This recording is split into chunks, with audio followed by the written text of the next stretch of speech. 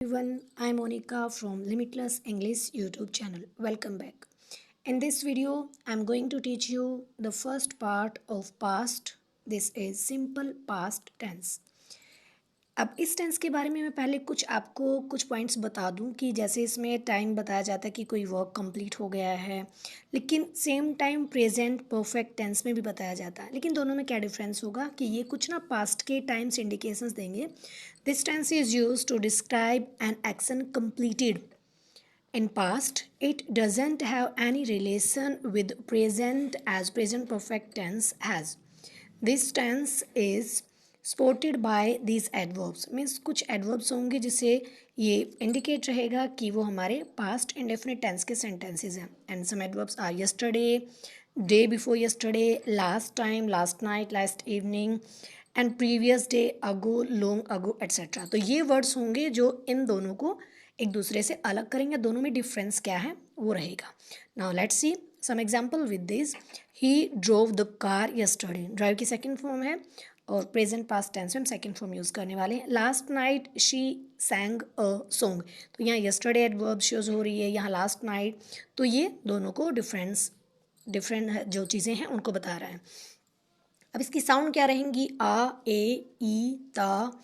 अब इनके साथ था, थे, थी लगने वाले हैं। ता, था, ते, थे, ती, थी। किसी भी सेंटेंस के एंड में जब ये आते हैं तो वो सेंटेंस सिंपल पास्ट टेंस के सेंटेंसेस होते हैं।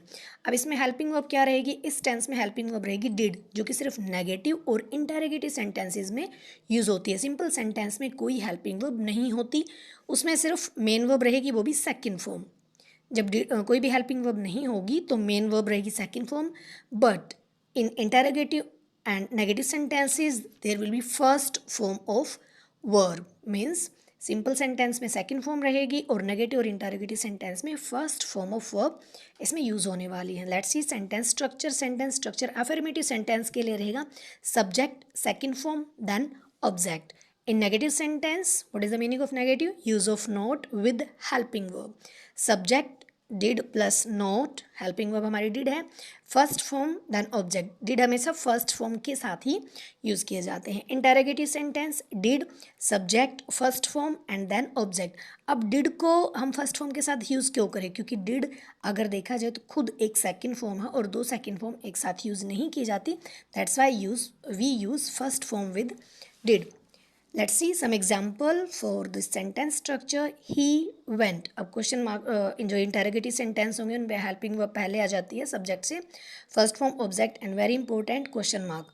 और डबल इंटरोगेटिव होगा तो सबसे पहले question word as I told you, double S family word, then helping verb did, first form subject, then first form, then object.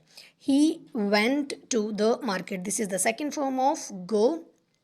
He went to the market, वो market गया। He did not go, जैसे he did आएगा इस second form को हम first form में change करने वाले हैं to the market. Negative interrogative रहेगा did he go to the market question mark. तो इस प्रकार सेंटेंस स्ट्रक्चर के अकॉर्डिंग हमने यहाँ एग्जाम्पल देखे हैं। अब इस टेंस के हम यूजेस करने वाले कि इस टेंस को कहाँ कहाँ यूज़ किया जाता है। To describe a past happening, past में कोई चीज़ हो चुकी है, कोई चीज़ हैपनिंग हुई है, उसके लिए हम इसको यूज़ करेंगे simple past tense. Means past में पूरी हो चुकी क्रियाओं का समय जानने के लिए। For example it rained yesterday, कल बारिश हुई। अब समय जानना है तो हम इसको एक एज अ क्वेश्चन के अकॉर्डिंग भी हम एक सेंटेंस फॉर्म करके देखते हैं। When did you leave this post, तुमने ये पोस्ट कब छोड़ी।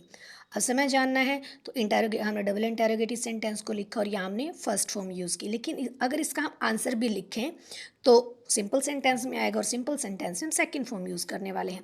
I left this post last month, तो ये हमारा इंटरोगेटिव सेंटेंस था, इसमें हमने फर्स्ट फॉर्म यूज़ की थी और सिंपल सेंटेंस में हमने सेकेंड फॉर्म यूज़ की है। Now the second use to describe a habitual और repeated action in the past. Means past के रूटीन काम, वर्क्स और हैबिट्स के साथ भी सिंपल पास्ट टेंस का यूज़ किया जाता है। For example we studied 8 hours every day. मतलब अगर कोई अपनी पास्ट की हैबिट बताने लग जाए कि हम पहले डेली 8 घंटे पढ़ाई करते थे। Second he played marbles in childhood, या किसी के बचपन की बात बताई जाए कि वो बचपन में मार्बल्स के साथ खेलता था। अब यहाँ मैंने कुछ और भी एग्जाम्पल लिखे हैं जिनमें ये बताया गया कि कुछ जैसे प्रेजेंट परफेक्ट में भी काम पास्ट में हो चुका होता है, मतलब कंप्लीट हो चुका होता है, और सिंपल पास्ट टेंस में भी, लेकिन उनमें टाइम की जो एडवर्ब्स हैं वो इनको दोनों को अलग करती हैं। और कुछ सेंटेंसेस ऐसे हैं, जैसे कि मैंने 2 एग्जांपल लिखे हैं, जिनमें जो टाइम है वो अंडरस्टूड है कि मीन्स ये घटनाएं पास्ट में हुई हैं। Let's see example, I got mother's letter yesterday, मुझे कल मम्मी का लेटर मिला। अब यस्टरडे है तो सिंपल सी बात है, ये पास्ट की बात चल रही है। अगर इसी को हम नेगेटिव बनाएंगे तो सेकंड फॉर्म है, बट हम नेगेटिव में डिड नोट के साथ फर्स्ट फॉर्म यूज़ करने वाले, I did not get mother's letter yesterday.